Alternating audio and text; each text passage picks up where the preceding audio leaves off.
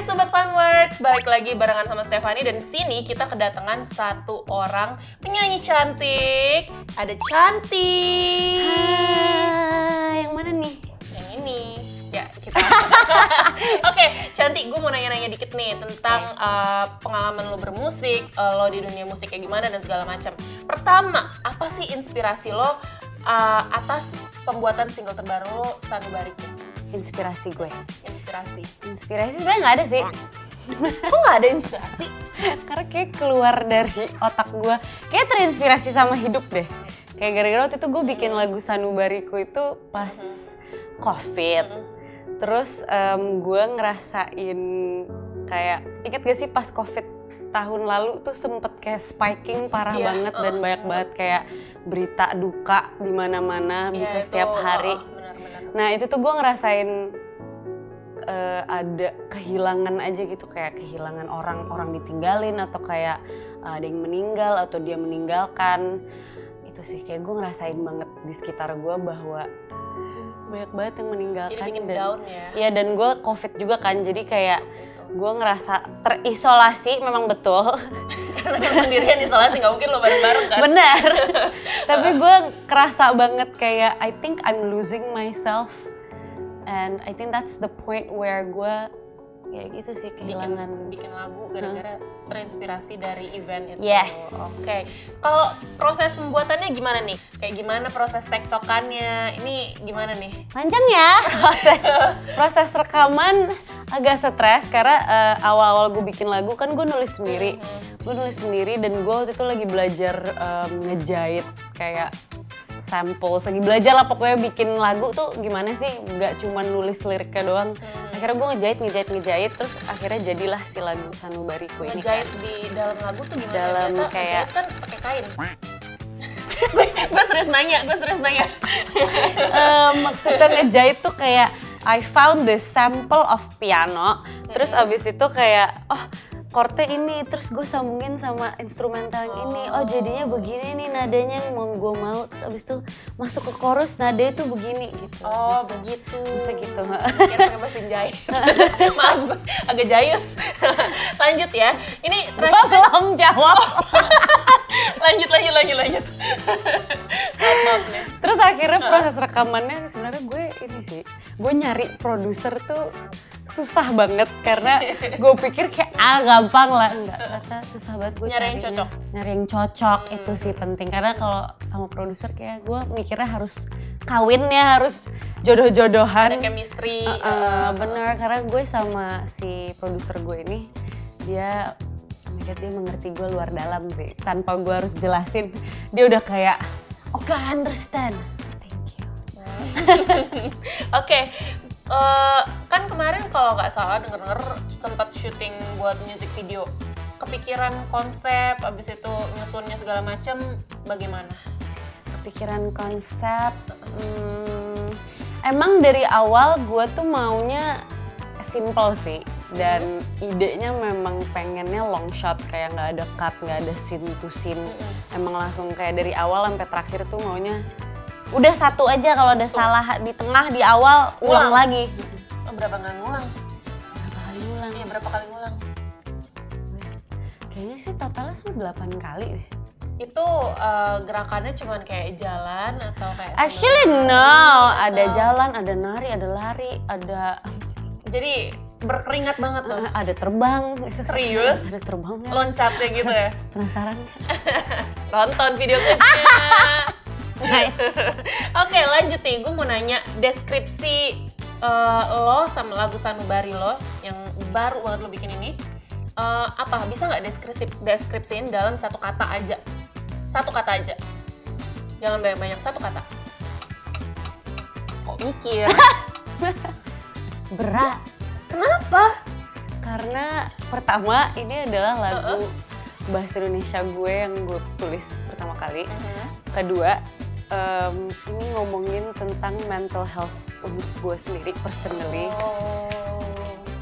Dan semoga orang-orang yang dengerin nanti bisa relate to my story, dan mungkin kayak kalian juga ngerasain apa yang gue rasain atau mungkin similar to it, or you have your own story. Itu sih beratnya di situ karena gue takutnya kayak gue ambigu gitu di lagunya. Bener-bener, tapi emang berat dari liriknya segala macem, gue baca emang agak-agak berat. Ya kan, relate gak? Nah, karena itu gue mau nanya, ada nggak sih pesan dan kesan, pesan aja sih sebenarnya, pesan untuk orang-orang yang ngedengerin lagunya Cantik, atau mungkin fans yang ngedengerin lagunya Cantik? Kayak Pesan. ada pesan khusus nggak? Mungkin bahagia terus atau kayak your feelings valid atau sejenisnya gitu karena menyangkut diri sendiri kan. Pesannya adalah semoga kalian yang dengerin lagu Sanubariku nggak ngerasa sendirian lagi kalau kalian ada di posisi yang sulit atau kalian lagi stres atau you're having a hard time and you don't know jalan keluarnya, kayaknya nggak kelihatan jalan keluarnya. Semoga kalian dengan lagu ini dibantu bahwa ada kok jalan keluarnya and you're not alone karena everyone is punya problem yang mungkin nggak sama tapi pasti mereka juga pernah ngerasain. Terus semoga kalian mendapatkan sanubarimu. Tapi pas sih kayak gitu ya. Nah, gue mau nanya nih lanjutannya. Rencana ke depan untuk diri lo sendiri di dunia musik itu kayak apa? Rencana ke depan? Rencana? Iya, banyak serius. banget. Apa? Contoh banyaknya itu apa? Mungkin kayak manggung atau berusaha amin ya. bikin soundtrack atau duet sama The Weeknd. Oh wow! Gak random aja sih. Gimana? Amin loh. Rencananya banyak banget tahun ini gue akan beraksi. Kayak akhirnya gue akan mengeluarkan banyak banget lagu gue, musik gue yang gue tahan-tahan bertahun-tahun. Akhirnya gue akan keluarin, jadi ditunggu aja. Dan kalau nggak mau nonton collab, nggak sih, ini cuma di otak gue doang. Pengennya sama siapa? Pengennya sama siapa? Lokal ya? Gamaliel. Mantap. Gue pengen banget juga fitur sama Cantika Abigail. Terus kalau internasional Ariana Grande sih karena dia kayak kiblat gue, kayak I love you Ariana Grande. I hope she hears I this. love you. Oke, gue pengen tahu influence lo dalam bermusik itu kayak gimana nih? Apa ngelihat artis siapa terus tiba-tiba jadi pengen nyanyi atau mungkin dari pihak keluarga gitu tiba-tiba oh dia nyanyinya keren pengen jadi kayak dia kayak gitu.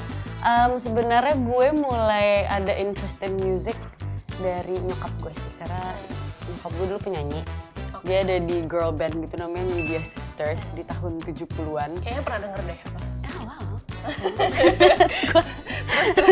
terus abis itu kan gue berenam saudara ya. Iya. Kakak-kakak gue yang cowok semua ini yang 3 atas ini tuh mereka ngeband. Mereka ngeband dulu namanya Toge. Kenapa Toge ya? Sorry. Subur. Oh, oke. Mudah tumbuh di mana-mana gitu, survive. Lanjut. Kenapa nih? Tapi mereka ngeband kan, terus kakak gue yang kedua tuh penyanyi, terus kayak kakak gue yang pertama tuh gitaris, terus kakak gue yang ketiga drummer. Bokap gue pun juga drummer, jadi gue kayak ada pengaruh musik di keluarga gue tuh lumayan ada besar. dalam darah gitu ya. Kayak gue melihat itu setiap hari gitu jadinya kayak gue, wow this is so fun, I wanna sing too. Ternyata gue suka nyanyi gitu. Jadi dari situ awalnya. Dengar-dengar pas selama masa pertumbuhan, Saya masih numbuh. Gue speechless. Oke, balik lagi ke question. Ini Cantik, gue denger-dengar selama masa pertumbuhan tuh, maksudnya selama kayak SMP, SD atau SMA mungkin ya, pernah ikut teater musik gitu. Itu pengaruh sama Cantik nyanyi kayak gimana nih? Ngaruh banget sih, kayak dari, soalnya teater kan latihannya lumayan intens banget ya. Apalagi musikal, karena gue paling sering ikutan musikal gue, ikutan teater soalnya dari sekolah. Dan yang paling berkesan itu tuh musikal, karena gue diajarin banyak teknik nyanyi. Disuruh lari terus bernyanyi kalau kehabisan nafas. Apakah lo disuruh plank juga sambil disuruh plank juga sambil nyanyi? Gue plank aja ngos-ngosan gimana sambil nyanyi. Lu plank nangis, Steph. Itu push Maaf, sorry. Sorry lupa. Nggak, tapi teater berdampak besar banget sama gue sih, dari kayak sisi percaya diri, sisi gue tahu posisi gue di panggung tuh gue harus kayak gimana, terus kayak role gue tuh gue harus ngeliat orang-orang yang nonton ini tuh kayak gimana. Itu ngerti gak sih? Iya, make sense gak? Make sense. Gue mau tahu instrumen pertama yang lo mainin. Instrumen pertama apa? Angklung. Gitar, piano, angklung, bukan seruling atau kenapa angklung? Bagaimana ceritanya bisa angklung? Karena gue SD harus ikutan kayak kelas musik gitu kan. Terus ada instrumen angklung. Terus gue kayak angklung. Terus gue dikasih do. Jadi gue paling pengen. Sudah gitu. Udah gitu doang. Ya udah gitu. Tapi habis itu lanjut nggak? Lanjut gue nggak angklung tapi. Terus gimana bisa main instrumen-instrumen yang lainnya? Gue pernah cobain piano, tapi gue nggak suka. Kenapa? Karena kayak gurunya jahat. Gara-gara yang ngajarin. Gara-gara yang ngajarin. Kan ini gue jadi cerita. Kan gue disuruh main piano sama nyokap gue. Yaudah akhirnya gue les. Fine gitu kan. Terus gue tuh bener-bener buta banget, gue gak tau apapun tentang Do, kayak re, mi, fa, sol, la, si, do. gue gak tau notnya piano, gue tuh gak bisa baca. Oke, gue belum diajarin sama sekali, gue udah duduk di depan piano. Terus kayak, ya gue bingung dong ya, kayak gue ngeliat notnya tuh kayak gini. Ya kan susah ya, berlapis-lapis gitu kan. Lebih ke gue kagak ngerti nih bahasa apaan gitu kan. Terus dia kayak, tiba gurunya gini, apa kamu mau pakai kacamata saya? Masih kecil udah buta kamu. Terus gue, kok jahat banget. gue gak mau lagi sekolah sama lu. Gue gak bisa stop. Gue gak mau piano lagi. Oke, lanjut. Ini kayak gimana nih, Canti dalam membuat musik itu tantangannya apa yang terberat? Apa yang bikin kayak gitu? Ngerti kan maksudnya? Tantangan terberat. Tantangan terberat. Biasanya kalau bikin musik ya, gue anaknya gak sabaran. Suka kayak buru-buru gitu bikin lagu, kayak bisa gak sih hari ini selesai 3 lagu? Gak ada yang nyuruh lu 3 lagu selesai, kayak gak ada. Kenapa lu nge-pressurein diri sendiri, lu gak sabar terus jadi kayak gue gak bisa bikin lagu, kayak it's a learning progress. Itu sih kayaknya kesusahan gue. Sama gue suka maksain, again ini bersambungan sih, gue suka maksain diri gue sendiri untuk bikin lagu, terus akhirnya jadi jelek batu lagu. Kayak misalkan gak ada inspirasi terus gue maksa. Kayak orang gue nggak mood atau gue nggak mau ngomongin sesuatu, kenapa gue paksa gitu loh. Seharusnya kan ini untuk gue, untuk personally for me ini harusnya natural gitu loh. Kayak ya udah, if you feel like talking about something then you should just pour it out gitu. Tapi ini kadang-kadang gue suka bikin gak lu gitu. Jadi itu kalau misalnya emang nggak terinspirasi terus kita paksain jadi nggak bagus gitu ya? Kalau gue sih. Oke. Gak tau lu gimana? Gak tau, belum pernah bikin lagu. Aduh, ketawa terus deh interview Canti. By the way, gue pengen minta Canti nyanyi Sanubariku. Kira-kira bisa nggak dia nyanyi sekarang? Enggak.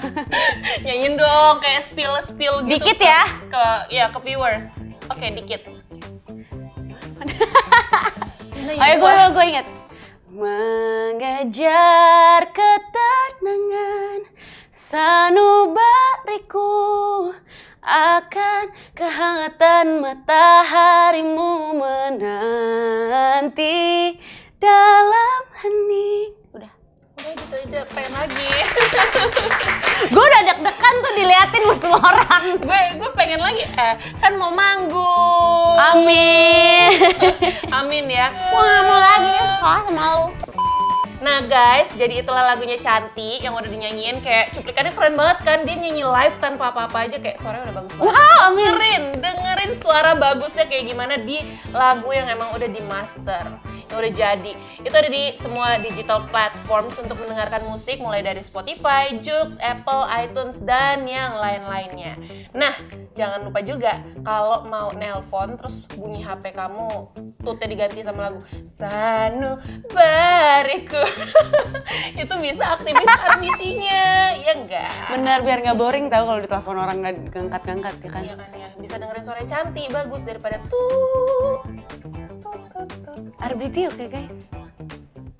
Oke, goodbye guys. Waktunya untuk kita udahin karena Stefani udah Nggak jelas. Maaf. Don't forget to subscribe, like, comment, share it with your friends and family. Also to me, tag. Okay, bye! Bye, see you!